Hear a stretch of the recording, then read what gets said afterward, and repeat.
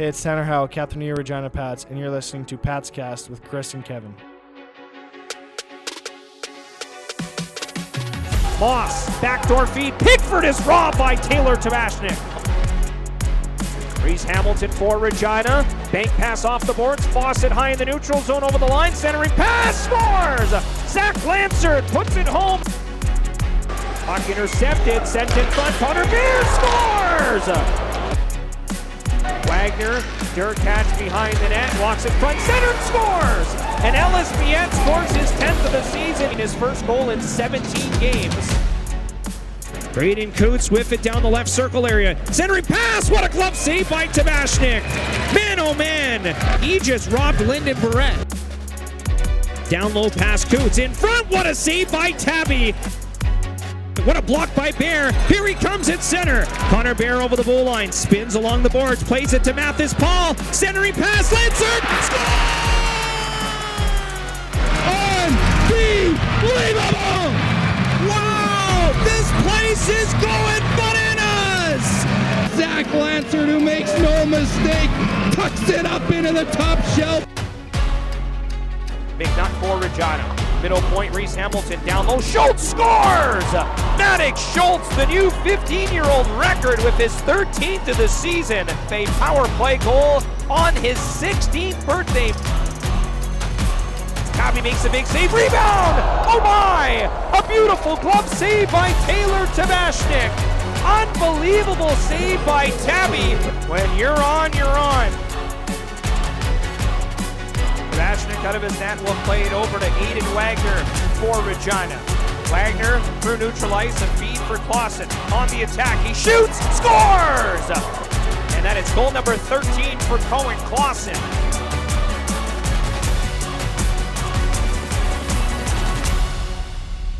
Welcome to Pats Cast, the unofficial Regina Pats podcast. It's episode 233. It's March 15th. Chris here, Kevin there. How are we doing tonight, Kevin? Okay. A little disappointed from today's outcome. Yeah. Could be a super key injury today. I think that's the more concerning, or the worst that's news of the day, not the loss per se. Yeah, for sure. That was seeing Tabby go down the way he did. That did not look good. Yeah. Hopefully it's nothing major, but the way he was struggling, it looked bad. Yeah, and obviously but he's had knee issues this year. Came back from the knee injury. And it looks like it's a knee. I mean, we're not doctors or anything, but just watching the video, It looked like a rough right leg injury. Yeah. So, and we went back and watched it a couple times here before we were recording, and it didn't look bad. Like, it just, nothing really per se happened. Like, it's not like he got hit or went down just awkward. Bent the wrong way. Bent the knee the wrong way. Like, he just went to make a save, and then he rolls over and gets up, and you can see he's laboring. And the puck comes back down to the Moose Jaw zone, and it comes back, and he's like literally laying on the ice. And the good thing it was offside, because I don't know what, they probably would have scored. I mean, he was like literally on his knees on the ice. So yeah, that's tough. Obviously after coming off the amazing performance Friday night against PA, Saturday night against PA. He got thrust into duty again on Sunday here, which probably wasn't. It never is the plan, right? Obviously, when your starter starts, you don't. Especially with a guy that has had injury problems, like gotta take it easy on him. Well, yeah, I know, right? But I mean, if he's good to play, he's good to play, right? So yeah, but they don't know that, because last time he went back to back, he tweaked it again, like in Alberta. There, remember, he played the one game, then he played the next night, and then they pulled him halfway through the first period or whatever it was. I don't recall that, but yeah, okay. Yeah, he tweaked it. Okay. Anyways, yeah. So yeah, not the greatest news to start off the show with, but I mean, it's kind of the news of the hour, unfortunately.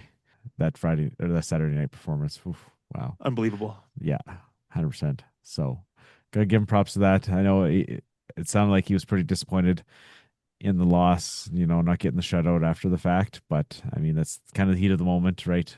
For sure. But yeah, we'll get into that game later. Yeah, anything? I guess I don't know. You want to start off with the standings here? Kind of give everybody the Sure. lay of the land. So Sure. Pats have 59 points. They're guaranteed a game, tiebreaker game. If they lose out and Moose Jaw wins out, or Red Deer and the Pats tie. So I don't know who would have home ice against with Regina and Red Deer, but if it was Whoever has Regina, the most wins. And then after that, I don't know what the tiebreak is for that. It's whoever has the most wins. okay, well then, so Regina wouldn't have home ice because I thought it would be record against the team itself. So No, I saw one of the, I think it was Troy Gillard post that if Red Deer and Moose Jaw were to tie, it would go by the team that had the most wins would get home ice. But then he never, I don't remember, he didn't elaborate. specify about goals for, goals against and stuff. So Yeah. Okay. I would assume that it would be that, and then maybe the plus minus goals for, goals Okay. against. I just thought if it was head to head, just two teams, it would be just record against each other. So, No, it's Gillard, Troy Gillard. He posted that it would be the team that has the most wins would host the game. okay. So Regina has 25, Red Deer has 25, and Moose Jaw has 24. So Yeah, Moose Jaw has to win out, Regina has to lose out. So that means Moose Jaw would have home ice. yeah, And then same with Regina and Red Deer as well. yeah, exactly. So, okay. Well, that's good to know. But yeah, so yeah, 59 points for the Pats with 3 games to go. Red Deer is 56 with 3 games to go, and Moose Jaw is 55 with 2 games to go. So now Moose Jaw plays Swift Current both games. Red Deer has Lethbridge. Let's go Swift Current. Go Swift Current, yeah. And then Red Deer has Lethbridge and Medicine Hat twice. And then the Pats have PA and Brandon twice. So that's kind of the lay of the land there. Yeah. So, I mean, Red Deer's got probably the toughest schedule. Moose Jaw probably has the easiest schedule, and the Pats are in the middle there of the 3. Yeah. But yeah, that's that. So one more point to clinch a playoff position for the Pats. And yeah, it was tough that it was a rough game today that they couldn't get it done today, unfortunately. But Yeah, for sure. yeah, and I guess coming up later after we talk about these games, we got an interview from Dante with Tanner Howe, kind of talk about his kind of comeback after his injury in the playoffs last year with Calgary, and then starting the pro life this season. So a good little interview there. Yeah. But yeah, other than that, I guess we get into these games. Going back to I just found the Troy Gillard tweet. Okay. X post, whatever you want to call it. Yeah. It says this was from back a few days ago. When the WHL showed the playoff scenarios. It says, yes, given that the Rebels and Warriors at the time were tied for 8th, tiebreaker Tuesday is a definite possibility. If tied in points through 68 games, whichever club has the most wins would host the win in game on March 24th. But it doesn't say if they're What's tied the with next- wins. yeah, So what's the next that's tiebreaker? the tweet he posted. So Okay. that's all I know. Yeah, so that'd be, I don't know. If it's, so Regina's the visiting team no matter what, if there's a tie. So, but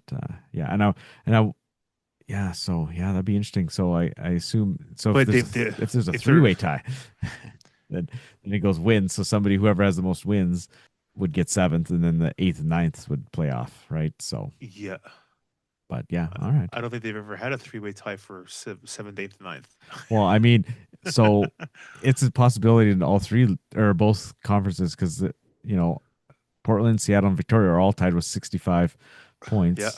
But Portland has 66 games played. Seattle has 64, and Victoria has 65. 65. Yeah. So It's coming down to the wire in both conferences. yeah, there's 3 teams for 2 spots on both sides. So Yeah. be interesting to see how it plays out.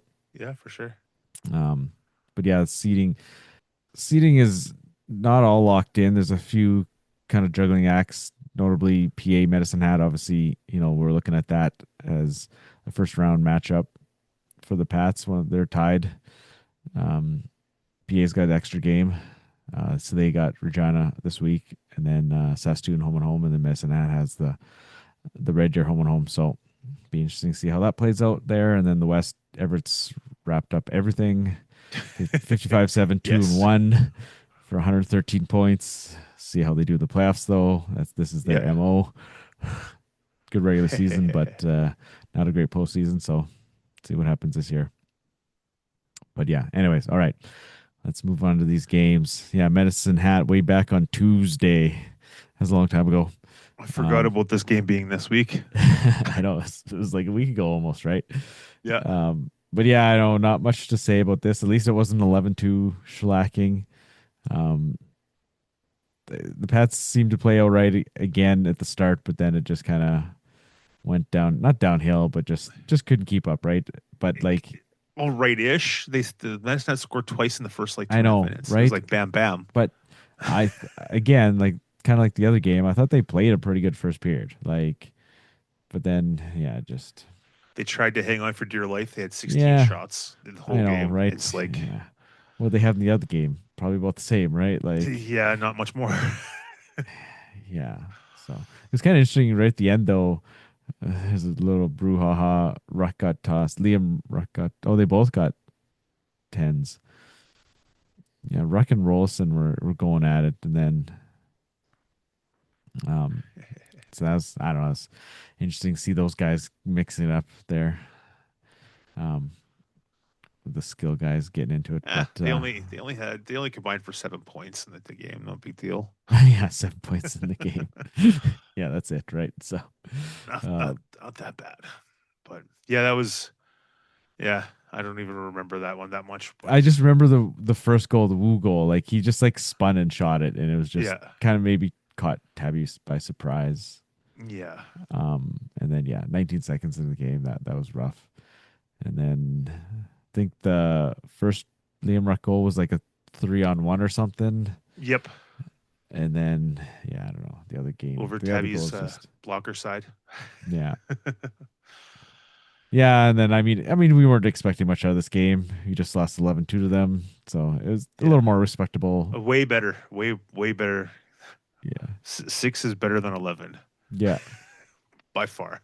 but getting shut out isn't the greatest. I think it's only their second shutout of the season. second time getting shut out. Yeah, right. Yeah. So at least they got out of there. I don't know. Maybe McNutt, he got hurt in that game late, right? So he played in Lethbridge, but then he didn't play against PA here. So, but I mean, there's a few guys that missed PA games, but guys are banged up, right? There's lots of injuries.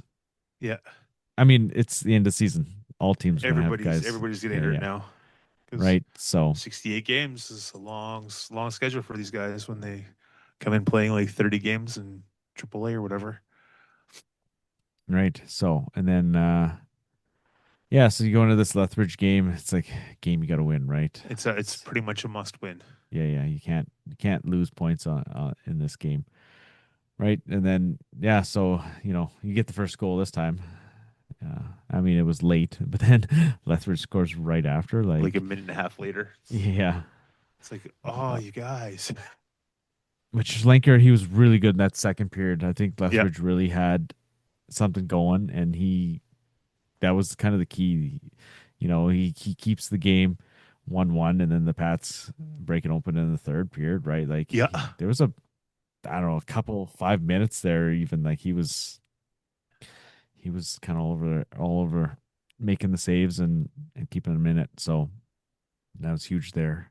Mayette scored a goal. He hasn't, I think it was like 17 games he hasn't scored. Something like that. Yeah, it was double digits with points, and it was like 16 or 17 without a goal. Yeah. I mean, he's been in another lineup lately too, so yeah, nice to see him get on the board. That was a really great pass by Durkach, and oh yeah, for sure. It was right on the tape. Mayette just gets behind the D-man there and just taps it in. So nice to see him get one. Yeah, for sure. And then Zach Moore sealed it right off.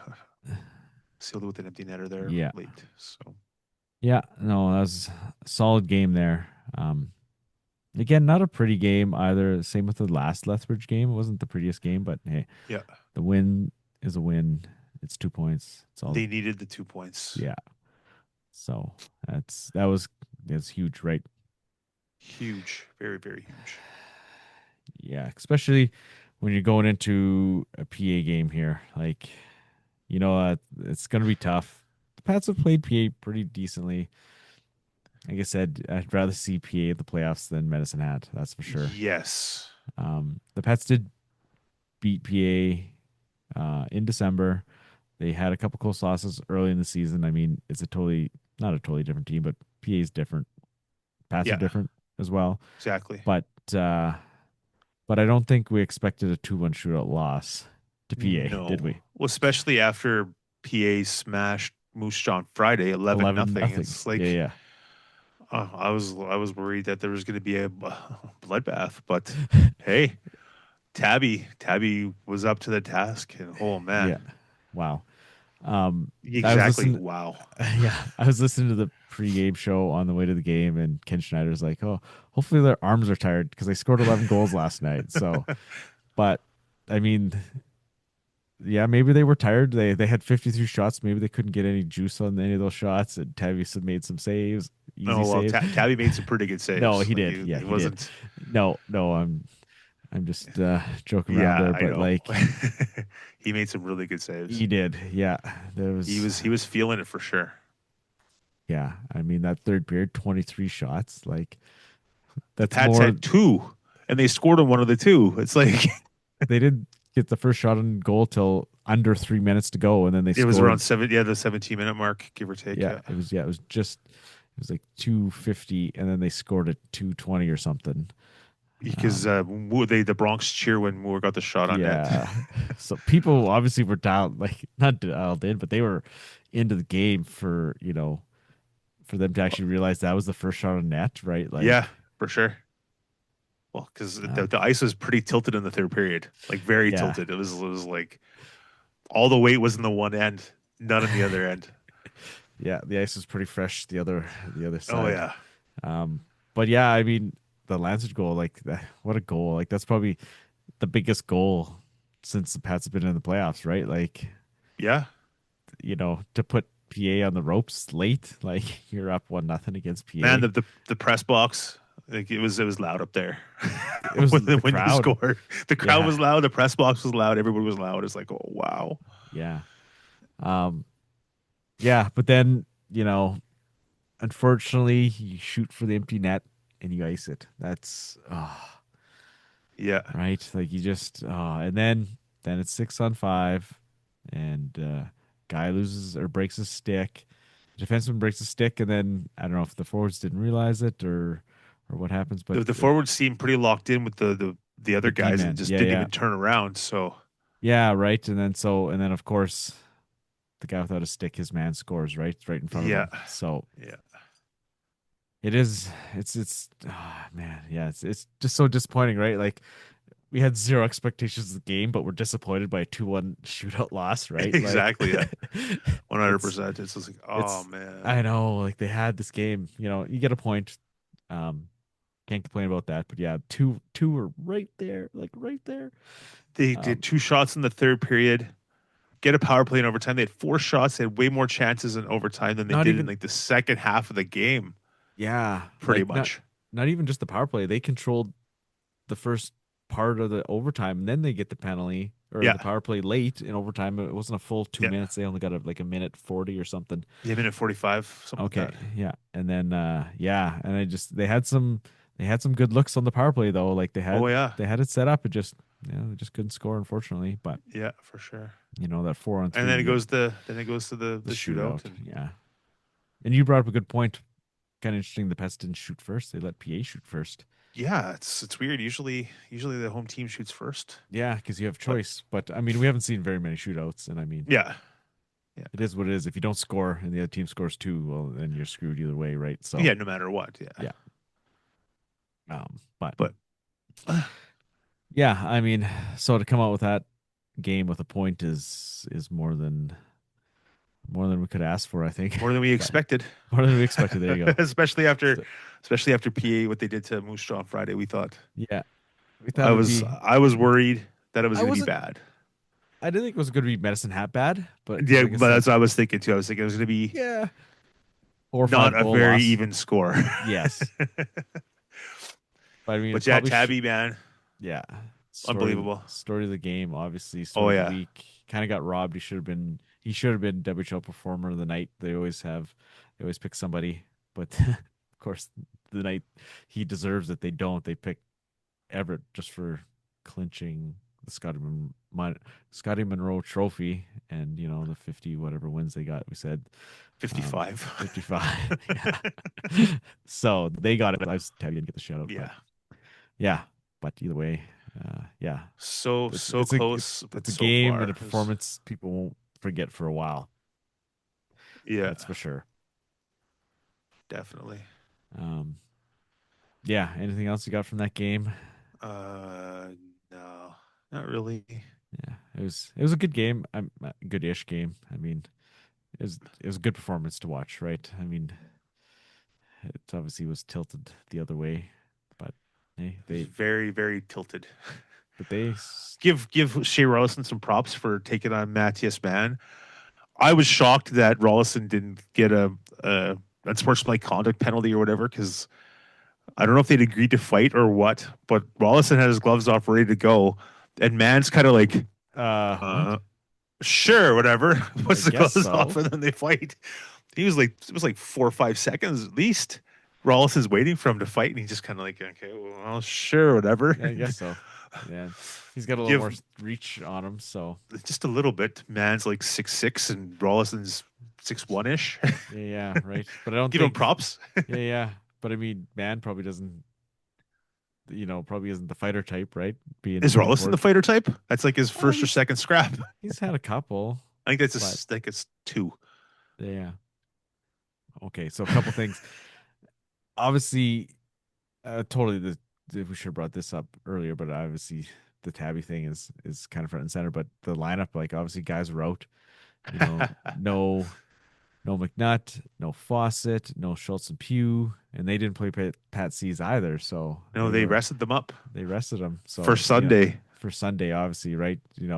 Other guys banged up. I don't think Schultz and Pugh per se are that banged up, but they've got the limit of games. It's like when Schultz didn't play in Medicine Hat, right? They kind of I don't want to say they punted on it, but like they're not going to waste a game that they don't think they can win.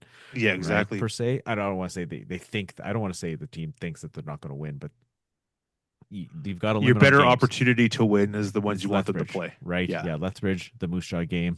I don't know, maybe Schultz or Pugh in the lineup. Maybe they would have beat PA. You never know. Probably would have, but hindsight's always 20/20. Yeah. But either way. Congratulations to Owen Sena, however you pronounce it. Yeah. Congratulations, making your debut. Same with Cruz Nicolay. Yeah, so a couple guys out injured. Deschamps was out as well. Yeah. So yeah, other Deschamps played his second game. Yeah. Fared okay. And this was the second time Ubel played at home. Yeah. First time I've seen him live. So yeah, second time he's played at home. So yeah, got to see a few different bodies, and hey, they hung on by their fingertips. Literally. Literally. Yeah. But it was good to see. Obviously, Nicolay is only a 15-year-old. Oh, I guess he's 16 now. He's actually turned 16, but yeah. And then Senya, he's a 16. First appearance here. Smaller guy, small forward. Seen him out there a little bit, but yeah. I mean, it's hard to stand out in a game where you get outshot that bad and out when you're in your own zone for 3/4 of it. Yeah, you're just playing defense, right? So, but yeah, you got to give props, like you said, Jet Deschamps in, Wagner, Nicolay. There's 3 pretty young guys on the back end. Oh yeah, and they held their own, right? Yeah, so for sure. But yeah, that was the other thing I had as well. So, but yeah, interesting night, that's for sure. Definitely. So then you roll into this Moose Jaw game, and Moose Jaw's, the Pats have played pretty well against Moose Jaw. Moose Jaw did have the night off after their shellacking in PA on Friday night. But yeah, a rough start again, like we mentioned in that Medicine Hat game. Early goals, right? Killer. Yeah, I didn't watch this game. I watched a bit of the highlights here before we recorded. I listened to it, but yeah, what were your thoughts watching this game? Slow start. Moose Jaw. I don't know. They just had opportunities and they took chances. They got their chances and they scored on them. Like it's Yeah. I mean, that first goal, Connor Schmidt comes out from behind the net and just goes short side top corner. it was a pretty nice Pretty shot. nice shot. Yeah. Like, obviously, Schlenker, a little shorter guy. Yeah. But, yeah. That If he was 6'4", he might have stopped it, yeah. but he's not. No. So, And then was it the second goal, the one that was off of Bear's foot? yeah. I think Yeah. that The was guy goal goes number to wrap 2. around and it's going, Yeah. he doesn't get it around the post. It's sliding out into the crease and Bear's coming back to block the wraparound and it goes off his skating in. Yeah. Like, just unlucky, right? Unlucky bounce. Yeah. But And then then Schultz scored. on his birthday Yeah. from below the goal line, like Below the crazy. circle, between the circle Wow. and the icing line. he's pretty close to the goal line. Yeah, like that. That was nice. A nice pass from Hamilton from the opposite side Yeah, point, for sure. right? Corner to corner in the zone, Yeah. and he goes short side. Yeah, that was a Yeah. really nice goal. And like I said, On his birthday. Yeah. To break the Pats record for most goals by a 15-year-old in a season. Yeah. That's the big record now. Yeah. I mean, he did. Oh, play congratulations. Like 13 goals Yeah. as a 15-year-old playing half a season. Yeah, 32 games. If you play a full season, that translates to 26 or 30. more. So Yeah, 30 goals 30 probably. right? Yeah. Yeah, nothing As a to 15? sneeze at. No, definitely not. I mean, he's basically been a point of game player, like we said last week, since after Christmas, right? So Pretty much, yeah. yeah, and yeah, 15 goals in 30 games. That's a goal every other game, right? Yeah. So, yeah, nice to see that. And then but then Moose Jaw scores another one. I watched this. Just to rank a goal. Like Yeah, that I watched was that like 5 times. I'm like, did that even go in? It looked like it hit the post and came out, but it just went just in. just past the post. And those nets are so tight, it pops right out. Yeah, Like, it popped right out. and I was like, I watched it 3 times on the overhead, and I was like, did it go in? Did that? Yeah, the net is so tight it just bounced right back out. So Yeah. and the big note at that point in time is when they pulled Schlenker and put Tabby back in. Yeah. So Schlenker gets pulled after the third goal, right? He gives up 3 on 10 shots. 10 shots. Yeah. I mean, that's only mid period. Moose Jaw already had 10 shots at mid period. Yeah. Right. Yeah. So then Schlenker comes in and plays the rest of the game until he gets hurt. Tabby comes in and plays the rest of the game until he gets hurt. Yeah. Late. And yeah. I was actually surprised. I thought maybe they would have just pulled Schlenker, threw Tabby in for the rest of the first period to settle the boys down, and then have Schlenker come out for the second and back to third. him. That's Yeah. what I thought they would have done. But they stuck with Tabby and unfortunately ended up hurting him. I know. Yeah. Well, I mean, whatever happened. Yeah, I it guess. happens. It happens. Like you can't. Yeah, you can't You- predict any of that. The But hindsight's always 20/20 with all yeah. that stuff, right? But yeah, a heavy workload for him last night. They obviously didn't want to put him in today, but Yeah.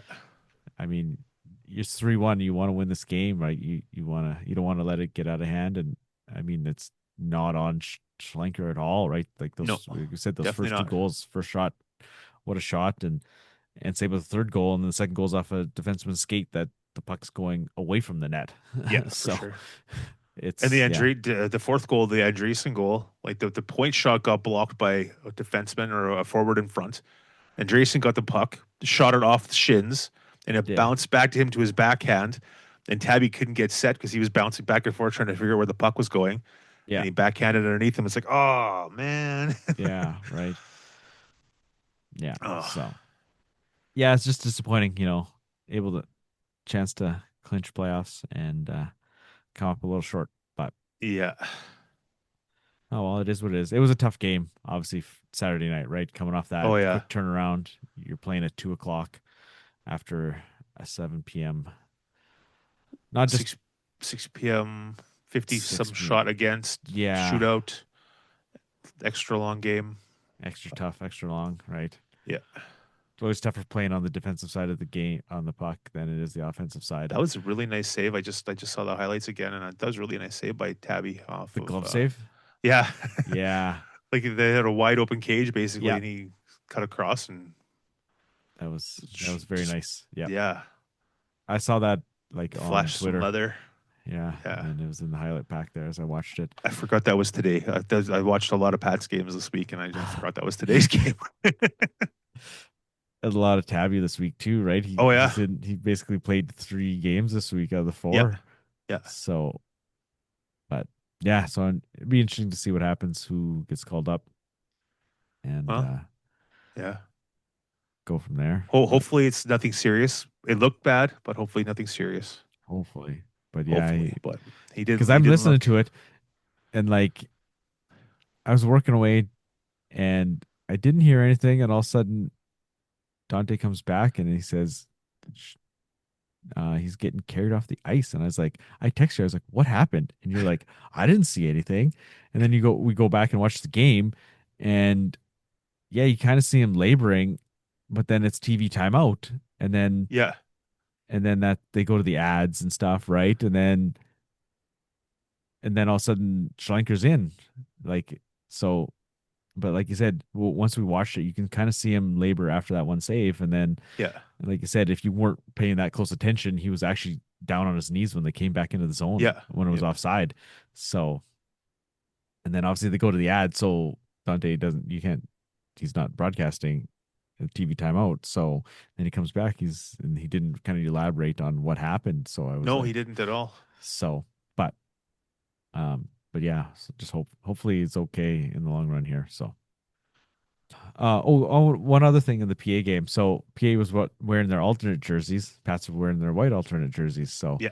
you don't see that very often, alternate versus alternates Yeah. It's at true. all. But then the Pats announced that this is it for the white alternates. They're gonna retire them after this season. Yeah. So one more home game with the White Alts, and then that's it. So Yeah. sounds like they're going to be auctioning them off for the next Yeah. game or after the next game. or After whatever. after the Brandon game on Friday. So last chance to get a game worn white alternate. But yeah, that's 1 year Under Armour with the new Alts. It's pretty. and they've wild. only had them for what, 3 seasons. 3 seasons because Bedard left and they brought the white ones the next That's year. right. Yeah, that's right. Yeah, 2 seasons with CCM and then 1 year with Under Armour. So, but yeah, I mean, everybody really loves the Reds over the whites. I don't mind the whites at all. But yeah, I don't know. See what happens next year. I'm a traditionalist, so Yeah. I prefer the traditional, but that's me. Yeah. You don't want to know my opinion. You already know my opinion. Yeah, I do. Royal blue, Yeah, royal back to blue. royal blue. Yeah, like you've got in the shoulder background. caps, royal blue. Like you've got in the background. I've got the Oh, white yeah. alternate in my background. Yeah, Um, I got the old royal blues. but yeah, so it's interesting to see what happens next year. Maybe they got something up their sleeve. Maybe not. Who knows? But I'm I think kind of surprised that I think they're working on something.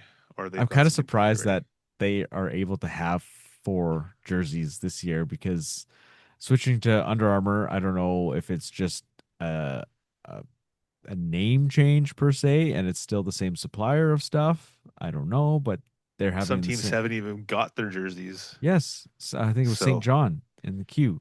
Still don't have Yeah. their Under Armour jerseys. Yeah, It's the end of the season. Yeah. So, and the Pats have 4. So maybe the Pats were smart and they ordered early. Maybe they figured that, hey, we're gonna have supply issues and let's order now. yeah. So I mean, because CCM was having supply issues, and all of a sudden Under Armour has supply issues. So Yeah. obviously they probably get it from the same place. It's just a different logo on the jersey, right? Like, Probably, yeah. yeah. Let's be real here. So, but they, like we said, we were talking to McNutt about it. They made a big deal about switching to Under Armour and all this stuff. But I mean, it's the same old. So, Pretty much, yeah. but anyways, what else you got this week? Anything else noteworthy? PA Tuesday in PA. Friday here. Maybe against we pull Brandon. out a win in PA this time. We're that close man. last time. I just hope it doesn't come down to like the last game of the season. I hope either Swift Current upsets Moose Jaw once, or Well, we it'll be pull out a Friday. W. Friday night will be the big night, right? If the Yeah. Pats don't get a point in PA. Yeah, Yeah. The it'll Friday come night, down to the weekend. at home on Friday. I wonder if Yeah. who's where on Friday. Moose Jaw. Let's see here. What do we got? Schedule page sucks. Wednesday. It's in Swift Current. Moose Jaw's in Swift Current on Friday. So, Okay. and Brandon's here, obviously. So Regina's got the home game. Moose Jaw's got the road game. So we'll be scoreboard watching. No, we yeah. won't. we were scoreboard watching Much? 2 leagues on Saturday night. We're watching the AAA games, seeing what's going on. Obviously, Regina won here at home against Estevan, so they're off to the final. Moose Jaw won game 3, so they're up 2-1 now. They've had some tight games against the Blazers, I think they're playing. Yeah. Yep. They lost the first game, then they won the second game in overtime, and then won the third game. So it's looking like it might be a Moose Jaw Regina final again this year. Probably, yeah. If Moose Jaw wins, whoever wins on the other side will be happy, because then they're going to regionals because Regina's hosting. So Yeah, for whoever sure. wins that other side is into regionals, and obviously the Pat C's are into regionals as well. So I wonder if that kind of plays into things. Why I don't know if the Pat C's have much say anymore right now. It seems like Well, they won the second game of the series without Schultz and Pugh 7-4, or with Schultz and Pugh. They won 7-4. Pugh had a goal. Schultz didn't have a point. Yeah, that's Like kind of Gardner, odd, that the first line didn't do other than Pugh scoring an empty netter, and then in game 3 they didn't scored play, and 7 they again. they scored 7. So like they're pretty good. Yeah, without those two guys, right? So Just adding Schultz and Pugh makes them that much better. So I know, right? So if I was playing against them, I'd be a little worried. yeah, And Red Deer's playing in Lethbridge on Wednesday. So okay. Keep an eye on that game on Wednesday. yeah, I might have to watch that one. Mm-hmm. All right. Well, I think we've rambled long enough. We should get to this Howe interview. Thanks for Dante sending us over. And Don't mind the audio. I think Dante recorded it with a potato or something. I don't know what it was, but something it's from 1960. You can hear Dante really well, but you might have to adjust your ears for Howe. Yeah, it's in a some little spots because it's kind of staticky and kind of quiet. So, but thank you, Dante, as much. But as yeah, you thank you, gave Dante. me. Dance.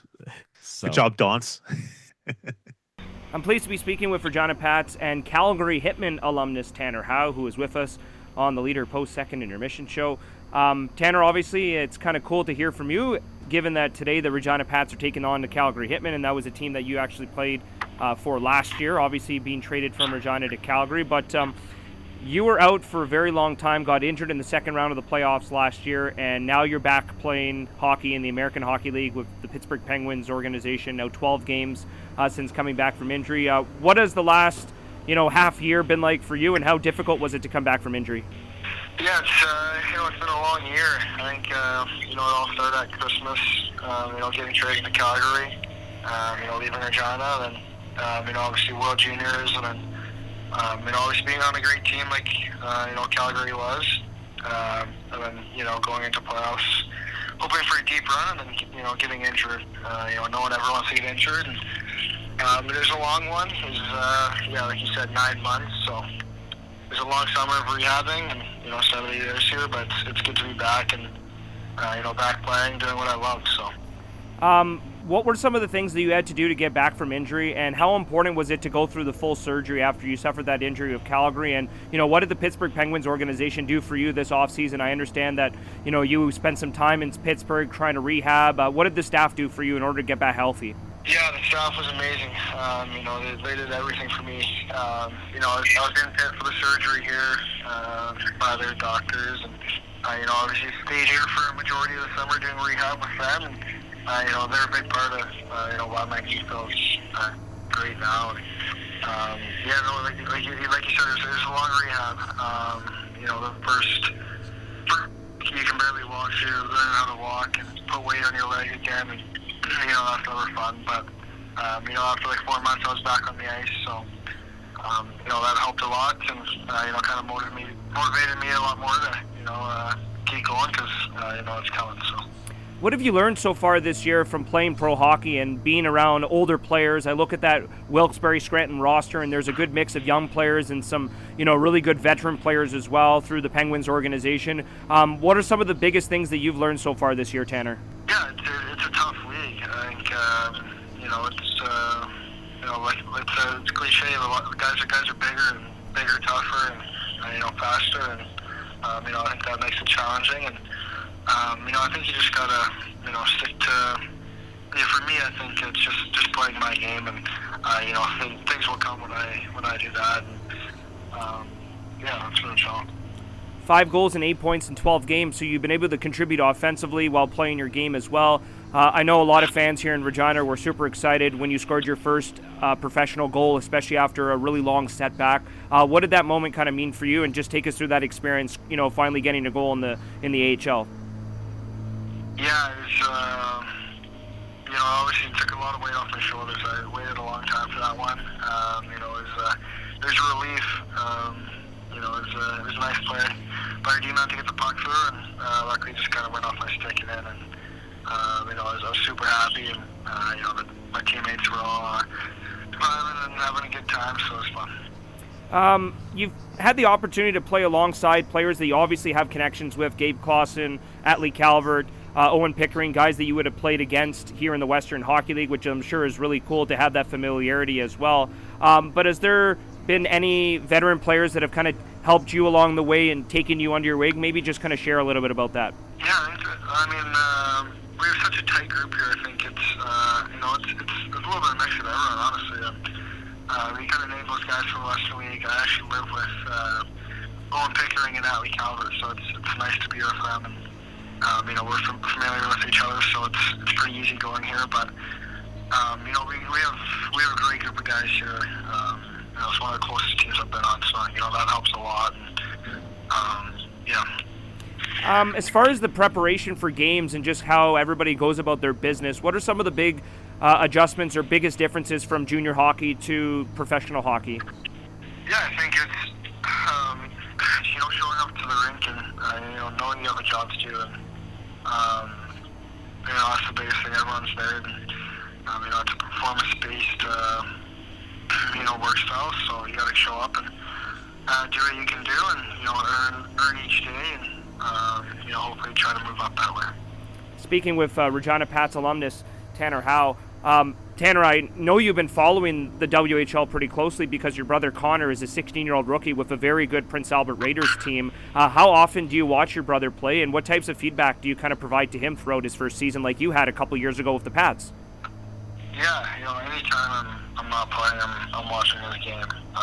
Obviously, kind of like you said, the Raiders are a really good team, and sometimes that can be tough for a 16-year-old like my brother to get in that lineup. But I think once he's in the lineup, he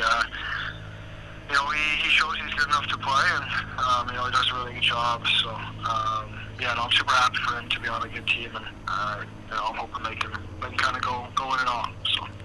Tanner, 5 years ago, you were a 16-year-old with the Regina Pats. Now, a little bit of a different team. That Pats team had a lot of young players with yourself and Bedard and Vallis and even guys like Braxton Whitehead and Zane Rowan, etc. So there was a little bit more opportunity for you as a 16-year-old versus maybe what your brother's going through right now in Prince Albert because they're just such a very deep team.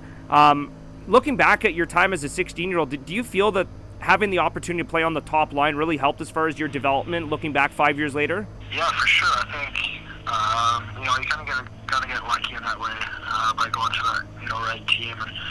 And obviously when I first started, John Paddock there, he put a lot of trust into me and, gave me that opportunity. And, as soon as I got that opportunity, I kind of took it and ran with it and, did good with it, luckily. So, it definitely helps because, you're playing in all situations and you're kind of just like getting your game more well-rounded. So I think that played a big role in my career. Maybe just wanted to touch on, how closely you've followed the Regina Pats. I know there really isn't anybody on the team that you know other than maybe a guy like Zach Moore or Colton Bridgman. There's been a lot of turnover since you were traded last year to Calgary, but we've seen Maddox Schultz do amazing things, and he's really put the team on his back as of late. What's it like to see a 15-year-old player do what he's done recently, and have you had the opportunity to kind of watch some of his highlights or anything like that?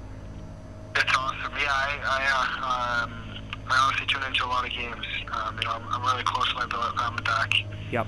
In Regina, I recognize your family, and we're calling a lot and talking about the Pats and stuff. So I watch a lot of games, and obviously Schultz and a few, and they got a bright future ahead of them. They've been fun to watch, and like you said, Schultz been lighting up recently so far. So it's fun to see, and obviously with the playoff push coming, it's going to be fun. Awesome stuff. Well, Tanner, keep up the great work. Have a great end to your professional season, and enjoy the rest of your day, my friend. Awesome. Thanks, Dante. All right, time to get out of here. Any closing thoughts, Kevin? Just make the playoffs. Yeah, just get in and let's get in. Whatever happens. Like we're not expecting miracle. Get it settled as soon as possible. Then you can rest your guys for a game. Maybe. Hopefully, rest a guy or two. Whatever. But get in. So close. So close. It's just. I know. Oh man, I want them to get. I just want them to get the little X and not worry about the play-in game. Get the X, and I don't care who they play. Yeah, it's not going to be pretty. Probably just play hockey again. Exactly. Right? It probably won't be pretty. Like we know. We know. It won't be. But playoff hockey, just get these guys the experience. See what it's like to play against these guys, because it takes quite a bit to win 4, except for like Medicine. Well, they'll probably walk all over whoever they play anyway. But yeah, it doesn't matter who Medicine plays. It's because they're that one. They're a pretty juggernaut type team. So yeah, but yeah, let's make the playoffs. So close, I can taste it. Yeah, but whatever. Get there. Get to at least 4 extra games. That'd be beautiful. Yeah, we've hardly seen any playoff action, obviously, in the last basically decade. Yeah. Right. So yes, it's been famine, a lot of famine here. We need some feast going. So hopefully this is the first step to getting there. Right. Well, we'll get some crumbs this year. Yeah. And then maybe next year they'll start getting closer to a feast. Yeah. Hopefully. Here goes nothing. Right. Yeah. All right. So. With that, we should get out of here. See you Friday night at the rink. It's fan appreciation. There'll be awards ceremonies too as well. So our awards will be coming out soon too. Probably next week. Next episode. Yeah. The awards are gonna be a little different this year because we got a few different people voting and stuff. So we got a few more entries I think this year. So some incomplete ballots. Yeah. But we usually have it out by now, but we're a little behind this year, maybe. But yeah, well, it's playoff fever, man. We got to worry about the playoffs. I know everybody's worrying about playoffs. Just get in, right? Just win some games, get in the playoffs. Our awards are secondary to the playoffs. Let's get the playoffs. Let's do that. Yeah, we'll worry about the awards later. All right. Well, have a good night. Take it easy.